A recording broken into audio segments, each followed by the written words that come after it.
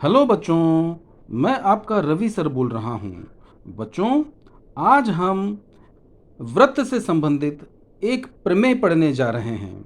बच्चों, यहाँ पर जो ये पंक्ति लिखी गई है, जिसे हमने यहाँ पर कथन नाम दिया है, वास्तव में यह आपका प्रश्न है।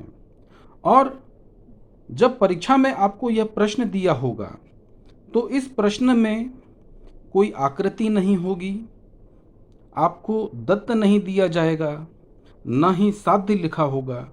आपको यह आकृति स्वयं बनानी है। दत्त, साध्य, रचना व इसे हल किस प्रकार करें, ये पूरी गतिविधि आपको स्वयं करनी है। यह आपका प्रश्न होगा। तो प्रश्न क्या है हम समझें, और काफ़ी इम्पोर्टेंट सवाल है और प्रमेय है बच्चों। और इस प्रमेय पर आधारित हम सवाल पिछली बार कर चुके हैं। तो यह प्रमेय क्या था बच्चों, एक बार समझें कि यह एक वृत्त दिया है और वृत्त के बाह्य बिंदु से, तो वृत्त के बाहर कौन सा बिंदु है? बिंदु P। और इस वृत्त के बाह्य बिंदु P से जब हम कोई स्पर्श रेखाखंड खींचते हैं, तो बच्चों यहां पर कितनी स्पर्श रेखाखंड खींची हमने? 2।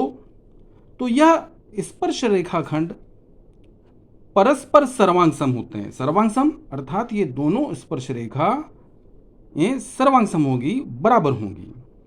यही आपके प्रश्न में लिखा है। तो प्रश्न में क्या लिखा है, जरा हम पुनः पढ़ें। वृत्त के बाह्य भाग में स्थित बिंदु। अब यहां पर वृत्त हमें कोई दिया नहीं है, तो हमें बनाना पड़ेगा। तो यह आकृति हम बना रहे हैं। यह हमने वृत्त बनाया। प्रश्न में वृत्त में केंद्रक का नाम नहीं दिया है, तो हमने यहाँ पर केंद्रक का बिंदु बनाया और यहाँ हम अपनी मनमर्जी से केंद्रक का नाम दे सकते हैं। मान लो यहाँ पर मैंने इस केंद्रक का नाम O दिया है। अब आगे प्रश्न पढ़ें। वृत्त के बाह्य भाग में स्थित बिंदु। पुनः वृत्त के बाहर हमें एक बिंदु लेना है, लेकिन उस बिंदु का नाम हमें नहीं दिया है, तो हम उस बाहर वाले बिंदु को P नाम से संबोधित कर रहे हैं। तो यह एक वृत्त हो गया बच्चों। इस वृत्त का केंद्रक O है और केंद्रक के बाहर कोई बिंदु है, जिसे हमने अपने हिसाब से नाम दिया P। अब आगे क्या लिखा है, इस बिंदु से उस वृत्त पर खींचे गए स्पर्श रेखाखंड सर्वांग सम होते हैं। तो बच्चों, जो बाहर वाला बिंदु है P, जब इस बिंदु से हम स्पर्श रेखाखंड खींचेंगे, तो यहां से हम कितनी स्पर्श रेखाएं खंड खींच सकते हैं? ज्यादा से ज्यादा 2। और ये दोनों स्पर्श रेखाखंड कैसे होने चाहिए? सर्वांग सम। सर्वांग सम का मतलब होता है समान। तो जितनी वैल्यू PQ की होगी, उतनी वैल्यू PR की होनी चाहिए। तो बच्चों, ये आकृति हमें बनानी है। यह प्रश्न पर आधारित हमने आकृति बनाई, लेकिन अभी आकृति संपूर्ण नहीं है। धीरे धीरे हम इसे पूरा करेंगे। तो बच्चों, जब हम आकृति बना रहे हैं, क्योंकि यह आकृति प्रश्न में नहीं दी है, हम बना रहे हैं, तो यह कार्य आपको दत्त में बताना होगा। तो सर्वप्रथम हमने क्या किया था? पहला पॉइंट, O केंद्र वाला एक वृत्त है, अर्थात O केंद्र वाला वृत्त लिया। दूसरा पॉइंट क्या था? हमने बाहर वाले बिंदु से कितनी स्पर्श रेखाएं खींची? PQ और PR।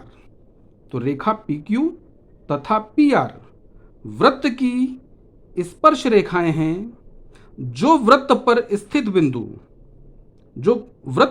बिंदु कहां से होकर जा रही है? यह PQ बिंदु Q से होकर जा रही है, और यह बिंदु PR वृत्त पर रखी हुई बिंदु R से होकर जा रही है। तो इसी को हमने शब्दों में लिखा, रेखा PQ तथा रेखा PR यह वृत्त की स्पर्श रेखाएं हैं। क्यों? क्योंकि यह वृत्त को बिंदु Q और बिंदु R पर स्पर्श होती हैं या गुजरती हैं। अब हमें सिद्ध क्या करना है? हमें सिद्ध यह करना है कि यह दोनों स्पर्श रेखाएं सर्वांग होती हैं। तो यहां पर PQ किसके सर्वांग होनी चाहिए? PR के। तो हमने ये बताया PQ किसके सर्वांग? रेखाखंड PQ सर्वांग है रेखाखंड PR। अब चूंकि आकृति संपूर्ण हमने अभी तक बनाई नहीं है तो इसे हम पूरा करेंगे। तो जब कोई आकृति अधूरी है और उसे पूरा करते हैं तो उसे हम एक शब्द से संबोधित करते हैं जिसे कहते हैं रचना। तो यहाँ पर हम पूरा बनाने के लिए क्या क्या कर रहे हैं? तो बच्चों यहाँ पर हमने ये देखिए आप रेख OP हम देख रहे हैं।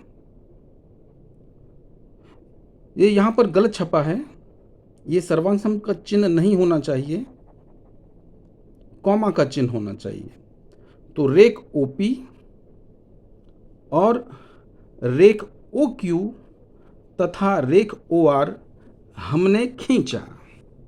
तो जब हमने ये 3 छोटे छोटे रेखाखंड खींचे तो इनसे हमें 2 त्रिभुज प्राप्त हो रहे हैं। एक ऊपर की तरफ त्रिभुज प्राप्त हो रहा है और एक नीचे की तरफ त्रिभुज प्राप्त हो रहा है। तो ऐसे हमें 2 त्रिभुज नजर आ रहे हैं। अब हम इसे हल करेंगे और हल इस प्रकार करेंगे कि अंत में हमें यह दोनों सर्वांग सम स्पर्श रेखाएं प्राप्त हो जाएं। तो ये पहला त्रिभुज का नाम क्या था? त्रिभुज OQP और दूसरा त्रिभुज है त्रिभुज ORP। तो हमने यहां लिखा त्रिभुज OQP पहला त्रिभुज और दूसरा त्रिभुज है नीचे की तरफ त्रिभुज ORP। अब बच्चों इन दोनों त्रिभुजों को हमें सर्वांग सम सिद्ध करना है। अब बच्चों सर्वांग सम सिद्ध क्यों करना है? क्योंकि इनकी स्पर्श रेखाएं सर्वांग सम जब होंगी जब इनके दोनों त्रिभुज भी सर्वांग सम होने चाहिए। एक उदाहरण देना चाहूंगा बच्चों, जैसे बच्चे का किसी भी बच्चे का सरनेम है शर्मा, तो उनके पिताजी का सरनेम क्या होगा? उनके पिताजी का भी सरनेम शर्मा होगा। तो यहीं पर इसी बात को हम ध्यान पे रखकर इसे हल करेंगे। तो ये दोनों त्रिभुज, अब शर्मा की जगह यहाँ पर सर्वांग सम है। अगर बच्चों यहाँ पर दोनों त्रिभुज हमने सर्वांग सम सिद्ध कर दिए तो हम आगे ये सिद्ध कर पाएंगे कि ये जो स्पर्श रेखाएं हैं ये भी सर्वांग सम हो जाएंगी। तो बच्चों सर्वांग सम सिद्ध करने के लिए हमें कुछ कार्य करना होगा। तो बच्चों ये पहले आपने 8वीं और 9वीं में पढ़ा है कि किसी भी त्रिभुज में टोटल 6 कसौटियां होती हैं। अब बच्चों ये 6 कसौटियां क्या होती हैं? त्रिभुज 3 कोणों से मिलकर बनता है और 3 भुजाओं से मिलकर बनता है, अर्थात 3 कोण और 3 भुजाएं, इनको जोड़कर कुल घटक 6 हो जाते हैं।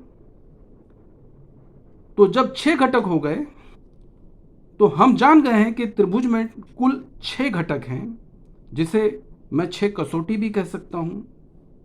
लेकिन एक नियम है, अगर त्रिभुज को सर्वांग सम सिद्ध करना है तो इन 6 कसौटियों में से, अब 6 कसौटी बेटा वो कोण भी हो सकते हैं और भुजाएं भी हो सकती हैं, कुछ भी हो सकता है। तो इन 6 कोणों में से हमें कोई भी 3 कसौटियों को सर्वांग सम सिद्ध करके बताना होगा। जब ये 3 कसौटी हम सर्वांग सम बता देंगे तो कितनी कसौटियां बची हैं बच्चों? बाकी की 3। तो पहला नियम, जब दोनों त्रिभुजों में हम 3 कसौटी सर्वांग सम सिद्ध कर देते हैं तो यह दोनों त्रिभुज सर्वांग सम हो जाएंगे। अब बच्चों, मैंने हल में यहाँ पर सर्वांग सम का चिन्ह नहीं बताया है। सर्वांग सम का चिन्ह इस प्रकार होता है। क्या मैंने आपको यहाँ पर सर्वांग सम का चिन्ह बताया? क्या आपको दिखाई दे रहा है? यहाँ नहीं दिख रहा है, क्योंकि यहाँ मैंने सर्वांग सम नहीं बताया है। सर्वांग सम तो हमें सिद्ध करना है। तो ये दोनों त्रिभुज सर्वांग सम कब होंगे? जब इन दोनों त्रिभुजों में से हमें कोई 3 कसौटी सर्वांग सम सिद्ध करके बतानी होगी। तो पहली कसौटी क्या है, जरा हम देखें। बच्चों, इसके पहले जो हमने अध्ययन किया था वो क्या था? ये देखिए आप, ये स्पर्श रेखा है पहले त्रिभुज में। ये पहला त्रिभुज है, तो पहले त्रिभुज में पी क्यू स्पर्श रेखा है, और इस स्पर्श रेखा को कौन मिल रहा है? O Q. ओ क्यू कौन है? त्रिज्या। तो पिछले सवालों में हमने सीखा, जब किसी स्पर्श रेखा पर कोई त्रिज्या मिलती है तो ये त्रिज्या ओ क्यू और स्पर्श रेखा कहाँ पर मिल रहे हैं? बच्चों, ये बिंदु क्यू पर मिल रहे हैं। तो जिस बिंदु पर स्पर्श रेखा और त्रिज्या मिलती है तो वह कोण होता है 90 अंश का। ये पिछली बार हम पढ़ चुके हैं। इसी प्रकार नीचे के त्रिभुज में स्पर्श रेखा पी आर है और त्रिज्या ओ आर है।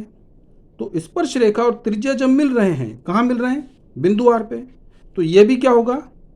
समकोण होगा। ये पिछली बार हम पढ़ चुके हैं। और इस प्रमेय को हम क्या कहते हैं? स्पर्श रेखा प्रमेय। तो यहां पर हमने बताया है ओ क्यू पी सर्वांग सम है ओ आर पी। क्यों ये दोनों कोण समान हैं? क्योंकि ये दोनों 90 अंश हैं। और कारण क्या है? स्पर्श रेखा प्रमेय। क्योंकि ये पिछले बार हम पढ़ चुके हैं। और क्या पढ़ चुके हैं? स्पर्श रेखा और त्रिज्या जिस बिंदु पर मिलते हैं वह समकोण होता है और उनका कारण होता है स्पर्श रेखा प्रमेय। अब बच्चों, एक कसौटी तो हो गई, अब 2 कसौटी की और ज़रूरत है। लेकिन एक बात ध्यान से समझने का प्रयास करें कि जब 2 त्रिभुज समकोण होते हैं तो एक बात का हमेशा ध्यान रहे कि उनमें हमेशा कर्ण भुजा कसौटी ही बनती है और कोई दूसरी कसौटी नहीं। तो हम जान चुके हैं कि पहला त्रिभुज ऊपर है, इसमें एक कोण 90 अंश का है। नीचे वाला त्रिभुज, इसमें भी एक कोण 90 अंश का है। अर्थात दोनों त्रिभुज समकोण हैं। तो इसमें हमें कर्ण भुजा कसौटी ही प्राप्त होगी। तो अब हम ढूंढेंगे इसमें कर्ण कौन है। तो कर्ण हमें कैसे पता चलेगा? हम जानते हैं 90 अंश के सामने वाली भुजा कर्ण होती है। तो 90 अंश के सामने वाली कौन है? ओपी। तो पहले त्रिभुज का कर्ण कौन है? ओपी।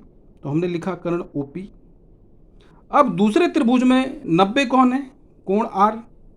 तो 90 के सामने वाली भुजा यहाँ कौन है? ओपी। तो दूसरे त्रिभुज में भी 90 के सामने वाली भुजा, और जो 90 के सामने वाली भुजा होती है वो भी कर्ण होती है। तो कर्ण ओपी।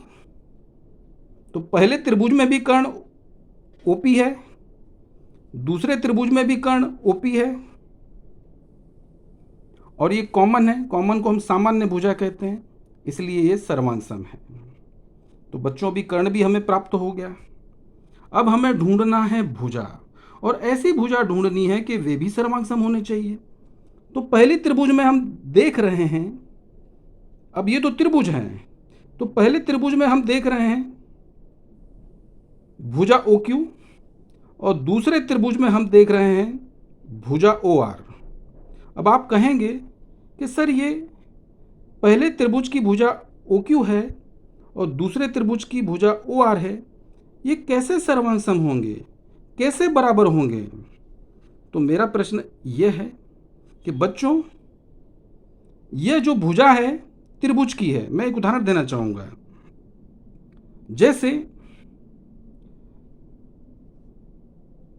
हमारी जो माता है, हम उसे माता कहते हैं, लेकिन अगर उनके हस्बैंड तो उनको माता नहीं कहेंगे, उनकी तो पत्नी होगी। तो मेरा प्रश्न ये है कि जो बच्चों की माता है और हस्बैंड की माता तो नहीं होगी, धर्म पत्नी होगी। तो माता और वो धर्म पत्नी, तो मैं यहाँ नाम से लेकर बोलना चाहूँगा। जैसे मान लो किसी बच्चे की माता का नाम सुनीता है और उनके पति, मतलब जो बच्चे हैं, बच्चे के पिता, तो उनकी धर्मपत्नी का नाम भी सुनीता होगा। तो उस बच्चे की माता का नाम सुनीता और उस बच्चे के जो पिता हैं उनकी धर्मपत्नी भी सुनीता, अर्थात वे दोनों अलग अलग नहीं हैं, एक ही हैं। तो यही मैं यहाँ पर बताना चाहूँगा कि त्रिभुज में ये OQ आ रहा है और OR आ रहा है, परंतु जब हम वृत्त की दृष्टि से देखें तो OQ त्रिज्या है और OR भी त्रिज्या है। और हम जानते हैं बच्चों कि एक ही वृत्त की त्रिज्याएं सर्वांग सम होती है,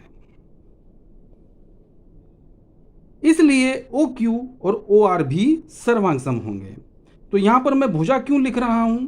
क्योंकि मैंने यहाँ पर इनको त्रिभुज में समाविष्ट किया है, इसलिए भुजा OQ सर्वांग सम भुजा OR। लेकिन सर्वांग सम क्यों बताया? क्योंकि ये वृत्त के अंदर भी समाविष्ट हैं, इसलिए वृत्त में ये भुजा किस में रूपांतरित हो रही हैं? त्रिज्या में। और हम जानते हैं कि एक ही वृत्त की त्रिज्याएं हमेशा सर्वांग सम होती हैं, समान होती हैं, इसलिए सर्वांग सम का चिन्ह बता दिया और कारण लिख दिया, एक ही वृत्त की त्रिज्या है। तो बच्चों, इस प्रकार हमने 3 कसौटी बताई। पहली कसौटी 90, दूसरा 90 की वजह से हमें कर्ण भुजा कसौटी ही दर्शाना होगा, तो दूसरी कसौटी कर्ण, तीसरी कसौटी भुजा, कर्ण भुजा कसौटी हो गई।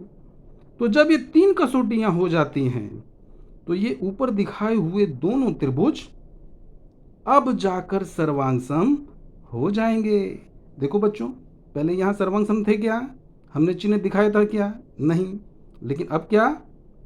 3 कसौटियां सर्वांग सम हो गई, तो इन्हें हम दोनों त्रिभुजों को सर्वांग सम दिखा सकते हैं। और कारण क्या लिखेंगे? कर्ण भुजा कसौटी से। अब जब दोनों त्रिभुज सर्वांग सम हो गए तो जो बचे हुए घटक हैं वो भी सर्वांग सम होने चाहिए। तो बचे हुए घटक क्या थे इस त्रिभुज में? PQ, और इस त्रिभुज में क्या बचा था? PR। तो ये दोनों भी सर्वांग सम होने चाहिए, अर्थात रेखाखंड PQ और रेखाखंड PR दोनों सर्वांग सम हैं। कारण क्या? कि सर्वांग सम त्रिभुज के संगत भुजा हैं, और सर्वांग सम त्रिभुज के जब संगत भुजा होते हैं वो भी सर्वांग सम होते हैं। तो बच्चों, ये बहुत ही इम्पॉर्टेंट प्रमेय है, आपको अच्छी तरह से पढ़ना है और इसे याद कर लेना है। जब ये प्रश्न में जो प्रमेय ऐसा लिखा नहीं आएगा, प्रमेय की जगह प्रश्न लिखा होगा और प्रश्न ये होगा, तो आपको अच्छी तरह से प्रश्न को पढ़ना है और फिर इस पर आपको आकृति बनानी है, दत्त, साध्य, रचना, उपपत्ति सब कुछ लिखना है। तो आप लोगों को मैं ऑल द बेस्ट कहता हूँ और अच्छी तरह से पढ़ें। Thank you.